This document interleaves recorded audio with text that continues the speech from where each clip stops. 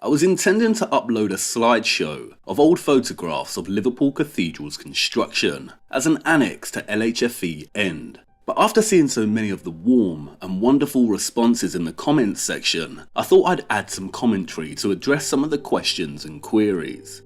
The first thing to note is that on the internet, when doing a Google or DuckDuck image search, you won't find endless historical construction photographs. But if you start looking in archives, then you'll find a lot of interesting stuff, a lot of which I'll be covering in LLG. And this is where I've learned that books like this are very helpful. There are a lot of archive photographs and documents that are not accessible in free, digitalized form on the internet, but have been published in books. A lot of the comments I received have insisted that Liverpool Cathedral is a rebuild or renovation of a previous structure. This is the oldest surviving photograph of the site, where the cathedral stands today. It was taken around 1901. You can see the neoclassical edifice here, and we don't see the cathedral. This is a photo of early excavation work in 1904. The timber's been used to construct a supporting amphitheatre, and if you look closely you can see on the steam-powered cranes one of the building contractors, Morrison & Sons, Wavertree. The first area of the cathedral to be built was its Lady Chapel. Here are the foundations for that. What's important to note is the chapel is just one small portion of the overall structure. Here is a progress shot. If you look closely, you can see the layers of brickwork forming here.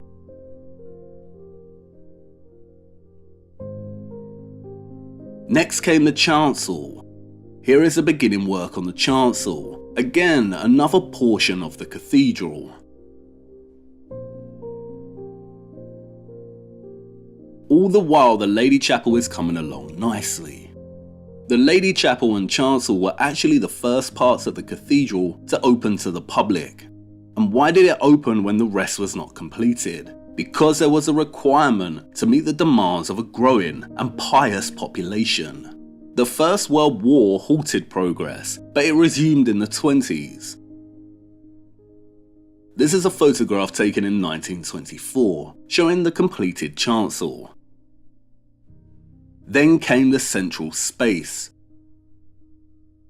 Here is one of them making good progress on the central space. And another. There exists no evidence of this being a rebuild or renovation. The cathedral construction began in 1904 and ended in 1978. That's 44 years ago.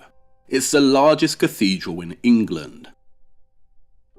This illustration is Gilbert Scott's initial design, which changed multiple times. It was a competition submission. Architecture competitions are common practice. Just see the submissions in 2019 to replace Notre Dame's spire. And it's commonplace for the initial working designs to change and be refined due to many influencing factors, such as scope, finances, and so on. The cathedral's construction is not the mystery here. The mystery of this site is the old water tunnels that were constructed during the Enlightenment and the spring which still runs today.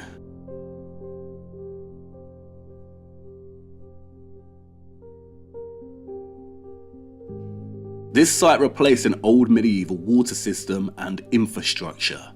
I've also seen a lot of comments insisting that we cannot build these structures, that it's a lie. And at one point I also thought that.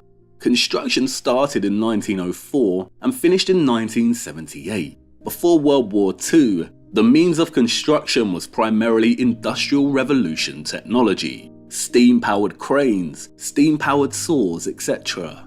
This is a photograph and footage of the steam-driven frame saws, which worked every day cutting large blocks of stone procured from the quarry.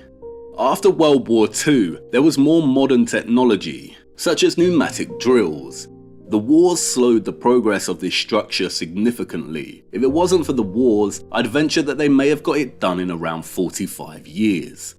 The interior of the cathedral walls are made from thousands and thousands of red brick.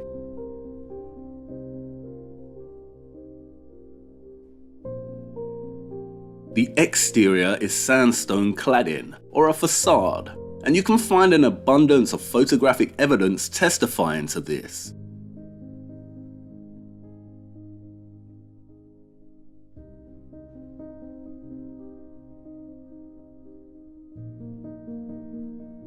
Red brick is beautiful, but really bricks in general are nothing special. They're efficient, easy to produce en masse, and have been produced en masse since antiquity. They certainly could do it in both the 19th and 20th centuries.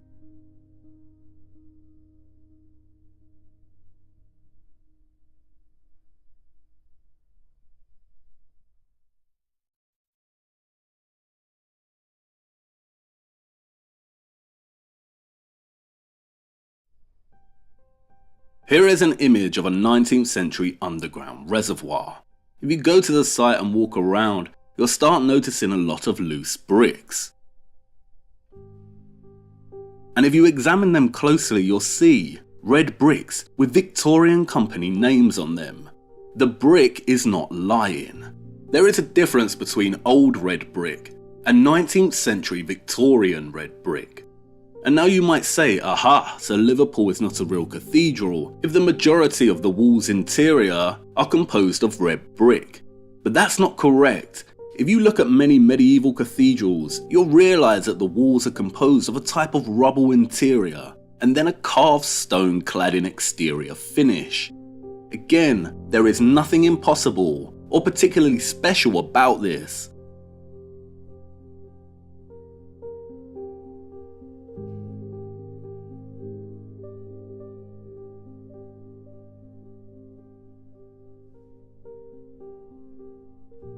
What we see here with the red brick is nothing more than a modern upgrade to this medieval technique. The red brick also explains this photograph. A few in the comments have referred to this image as proof of a rebuild, or that the powers that be are lying about this structure. But if you look closely, you can see that the photograph here shows a red brick wall. The same red brick we see here.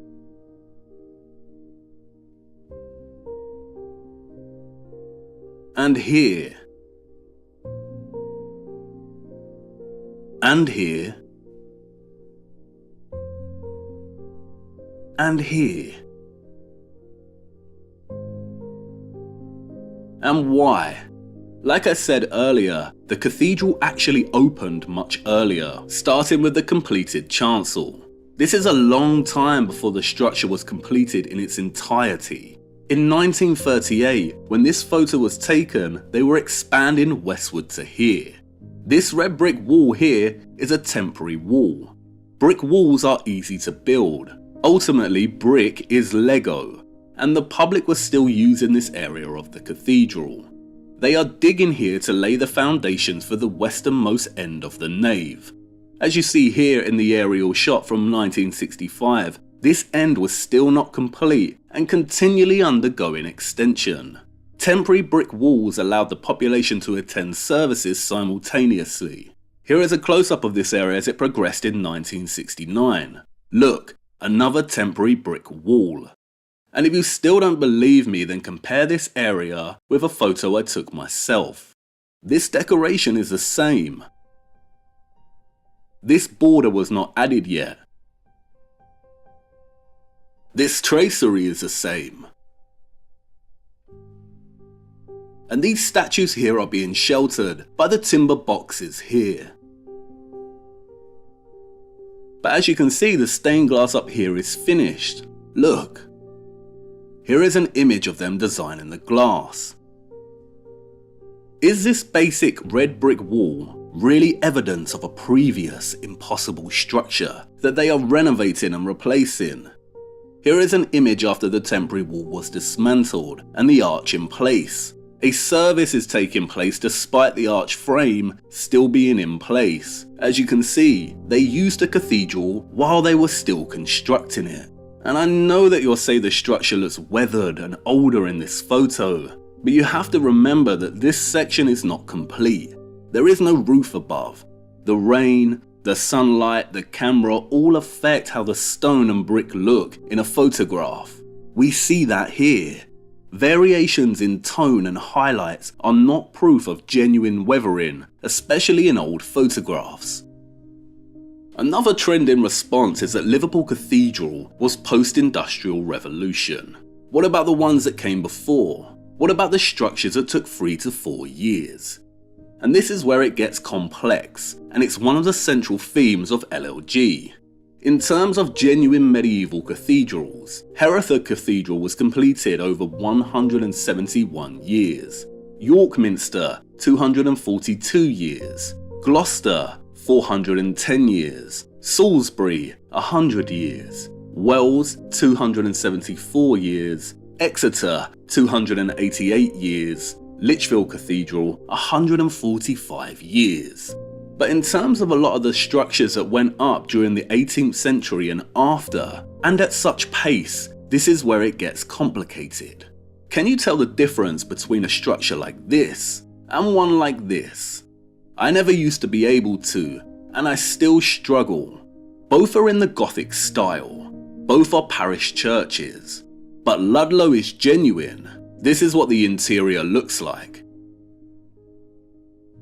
And Belper, well, have a look.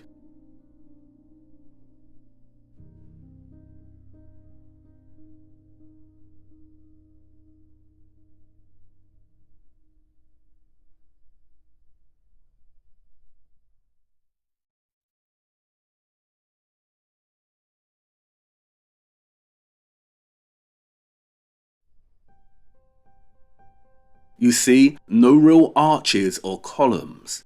It looks like a grand church on the outside, but in essence it's a facaded box. There is real stone masonry, and then there is pseudo stone masonry, or Freemasonry. Belper took 1 year to build in 1824. And it's actually no great secret or conspiracy. They actually tell us that artificial stone was used widely during the 18th and 19th centuries, usually poured from a mix and moulded. Code stone is not real stone, yet it's just as hard as stone, almost impossible to differentiate from real stone, and is present in abundance in a city like London. One of Wyatt's contributions to Crewe was this pair of sphinxes, and they were very fashionable. They're made out of code stone, which became hugely popular amongst landowners at the end of the 18th century. And the whole point about code stone is it's not stone at all. It's clay mixed in with various ingredients to make it exceptionally durable. So this hasn't been carved, it's been modelled, been cast. The original workshop ceased production in 1837. Hello. And it took years of trial and error for the sculptor Stephen Pettifer I'm Steve. Steve, very nice to meet you. to uncover the secret of the code formula and technique. This is a bracket off a building in London, Which building? Buckingham Palace. Right. Is there a lot of code at Buckingham Palace? A huge amount. Code sculpture was made using moulds, which is both much faster than carving a block of stone and also meant that the mould could be reused many times. However, the main advantage of code over carved stone lay in the extreme fine detail and the quality of craftsmanship that could be applied to the clay. You know, actually in clay we can really push the detail and the undercuts and be really extravagant with it. Whereas in stone it's harder. So presumably, say, take this here. This keystone. Yeah, that would be really difficult. If you look at the detail in here, would be very tricky in stone, wouldn't it? Exactly. Yeah. You wouldn't do that in limestone. Stephen explained to me some of the secrets of this extraordinarily versatile and durable material. This is the clay. We have lots of different blends. Okay. Is this a secret, by the way? Are we allowed to, do you want to give away the blend? I'm not that secretive about it because ultimately it's the sculpting that's Right. that's difficult. That makes it hard to produce. So let me have a look at that. So I can see the little bits in it, little white bits. And what you're looking at there is this, which is called grog. code is a mixture of fired-up ceramic grit, powdered glass, sand, and ground flint. But then you treat it like clay. Yes. You model it like clay, you fire it like clay, Yeah. and it goes through. But it will weather and last much better than normal terracotta. And Yes. some stone. Oh, yeah, I mean, lasts a lot longer than any limestones. Right. And marble. Really, longer than marble. Yeah. See, to a layperson, A lot longer. that is an incredible It's an fact. incredibly hard material. Scagliola is not real marble, but moulded and sets as hard as marble.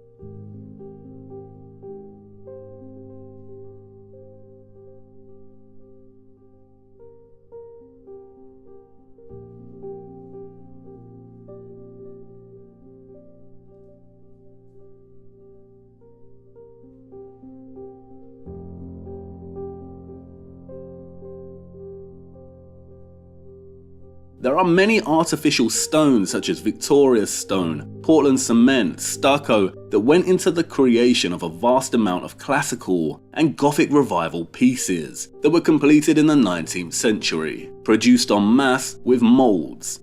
There is a difference between real, purist masonry and pseudo-masonry. These structures are not all equal. And they openly admit that they cut many corners. And why not? If you're producing en masse, you need the cheap and the efficient. There is nothing impossible about this classical stuff. And I didn't realize that until I started getting out and looking at it closer. And I'm not trying to discredit pseudo-masonry. Moulding like this is a talent in itself, but it's not the real thing. But it does raise an important discussion as to how easy it is to edit and change structures with these techniques. I received a good comment on this, saying that stone carving is a hoax to throw us off the mark. It's all poured concrete. But I do not agree. Great Pyramid K is good, and everyone should watch it. But it's deeply flawed and more of the same reductive revisionism that doesn't hold up to scrutiny. And the ending is very questionable. This is all a big theme of LLG. I do not subscribe to the maximal approach. Not everything is poured, just as not all geology is a melted building. Stonemasonry is not a hoax, and we have masons alive today that live and breathe this. We also have a lot of very old quarries. Quarries are not concrete factories. The megalithic seems an impossibility, yes, but the cathedrals are very possible. I'm not disputing pouring as a reality, but they tell us that with the fall of the Western Roman Empire, brickmaking and cement disappeared only to resurface again right at the end of the Middle Ages, as the Renaissance began. Who or what rose again? Rome did. Masters of cement. The central theme of LLG is my research into trying to decipher what's real and what's not, how they have appropriated medieval architecture and used pseudo-masonry to potentially alter the historical narrative. As the photographs and footage of Liverpool Cathedral show, the stone cladding was carved and shaped by masons.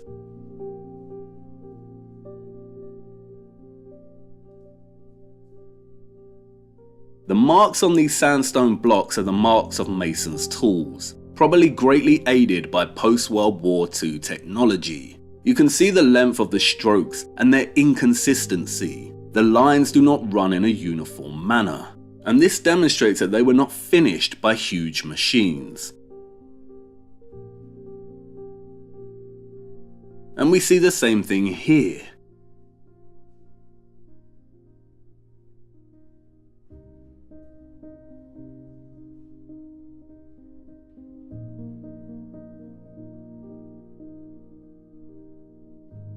And here. This rock was quarried from Walton Quarry.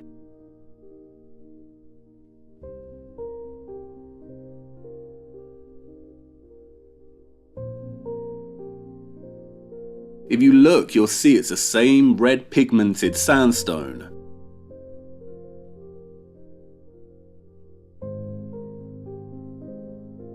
This was cut with steam-powered machines and hand tools, but this only speeds up the process. The medieval masons built their sites right next to local quarries to be more efficient. Here in Fountains Abbey, you can see part of the long quarried wall here, and it runs all along this site. Lincoln Cathedral's quarry is 1 mile away, and they still use it today to renovate and replace the aging stone of the cathedral, using traditional masonry techniques. If you go to quarries or watch masons work, you'll realise that stonemasonry is indeed very possible. It's not a hoax, and the skills passed down the generations prove this. All post-industrial technology has done is reduce the time frame it takes to complete a structure. These medieval structures took hundreds of years to complete, and much like Liverpool Cathedral, they probably were used in sections of the structure before the entire thing was finished. Now, whether the time frame for medieval construction is a lie and the Industrial Revolution actually occurred much earlier in our timeline is one of the questions I will be investigating in my new series, and asking whether the cathedral's use was primarily for worship or perhaps something else. But there is a lot of complexity that needs to be presented first. Each structure is different and requires its own in-depth research that, as I have come to learn, needs attention beyond Wikipedia. And it's mind-boggling to contemplate what those of the past achieved. And the most tragic thing about this whole investigation is that it throws into sharp contrast just how much we've regressed as a society and cannot recognize human talent anymore and ascribe it to something else. There were advanced civilizations in history, but there was no Great Reset in the 19th century. Our ancestors were the advanced ones, and our culture demonstrates this. Culture is not limited to architectural expression. Compare the literature of the 1800s with our writing today. Listen to Beethoven.